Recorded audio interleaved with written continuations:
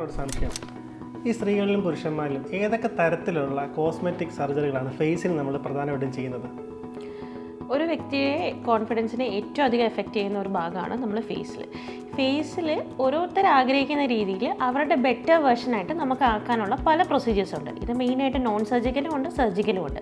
ഇപ്പോൾ non surgical procedures ആയിട്ട് നമുക്ക് ഫില്ലേഴ്സ് ഉണ്ട്, സ്കിൻ ബൂസ്റ്റേഴ്സ് എന്ന് പറയാറുണ്ട്, പിന്നെ ബോട്ടോക്സ് ഇഞ്ചക്ഷൻ ഉണ്ട്. ഇതിന് പലതിനും പല ഇൻഡിക്കേഷൻസ് എന്ന് പറയും, പല യൂസസ് ആണ് ഉള്ളത്.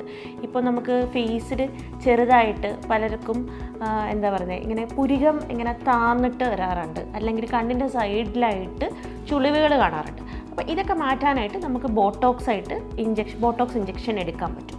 അല്ലാതെ പ്രായമാവും തോറും നമുക്ക് ചിലർക്ക് ഇങ്ങനെ ഫേസിൻ്റെ ചുളിവോടൊപ്പം ഫേസിലെ ഫാറ്റ് കുറഞ്ഞിട്ട് ഫേസ് ഒന്ന് തൂങ്ങിപ്പോവുമോ, അല്ലെങ്കിൽ ഫേസിലെ ഫാറ്റ് കുറഞ്ഞിട്ട് ഒരു ഡിപ്രഷൻ പോലെ വരാറൊക്കെ ഉണ്ട്. അപ്പോൾ ഇത് നമുക്ക് ഫില്ലേഴ്സ് പോലുള്ള ഇഞ്ചക്ഷൻ വഴി നമുക്ക് കറക്റ്റ് ചെയ്യാൻ പറ്റാറുണ്ട്. അപ്പോൾ മൊത്തത്തിലൊരു ഫേഷ്യൽ എൻഹാൻസ്മെൻറ്റ് കൊടുക്കാറുണ്ട്. ഇത് എല്ലാം നോൺ സർജിക്കൽ പ്രൊസീജിയേഴ്സിൻ്റെ കാറ്റഗറിയിൽ വരാറുണ്ട്. ഇത് കൂടാതെ നമുക്ക് ധാരാളം സർജിക്കൽ ഓപ്ഷൻസും ഉണ്ട്. അത് പല പ്രായത്തിൽ പലരുടെയും ഇൻഡിക്കേഷൻ അനുസരിച്ച് നമുക്ക് ഐബ്രോ ലിഫ്റ്റ് മുതൽ റൈനോപ്ലാസ്റ്റി, അതായത് മൂക്കിൻ്റെ സൗന്ദര്യം കൂട്ടുന്ന പ്രൊസീജിയേഴ്സ് ഉണ്ട്. ലിപ്പിൻ്റെ സൈസ് കൂട്ടാനും കുറയ്ക്കാനും ഉള്ള പ്രൊസീജിയേഴ്സ് ഉണ്ട്. ഇത് കൂടാതെ നമ്മൾ ഫേസ് ലിഫ്റ്റ് എന്ന് പറയാറുണ്ട്. പ്രായമായി നമുക്ക് ഫേസ് ഒരുപാട് ചുളുങ്ങിപ്പോവോ അല്ലെങ്കിൽ ഫേസ് എക്സസൈസ് സാഗ് ചെയ്ത് വരുമോ ചെയ്യുവാണെങ്കിൽ നമുക്ക് ഫേസ് ലിഫ്റ്റ് പ്രൊസീജിയറിലൂടെ നമുക്ക് കുറച്ചുകൂടെ യൂത്ത്ഫുള്ളായിട്ട് ഇരിക്കാൻ പറ്റാറുണ്ട്.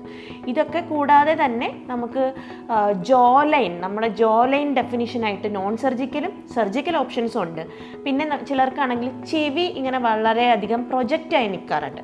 അപ്പോൾ അങ്ങനെയുള്ളവർക്ക് നമുക്ക് ഓട്ടോപ്ലാസ്റ്റി ചെയ്ത് ഈ ചെവി നമുക്ക് പുറകിലോട്ടാക്കാൻ, അങ്ങനെ ഒട്ടനവധി നോൺ സർജിക്കലും സർജിക്കലായിട്ടുള്ള പ്രൊസീജിയേഴ്സ് നമുക്ക് കോസ്മെറ്റിക് സർജറിയിലുള്ളതാണ്.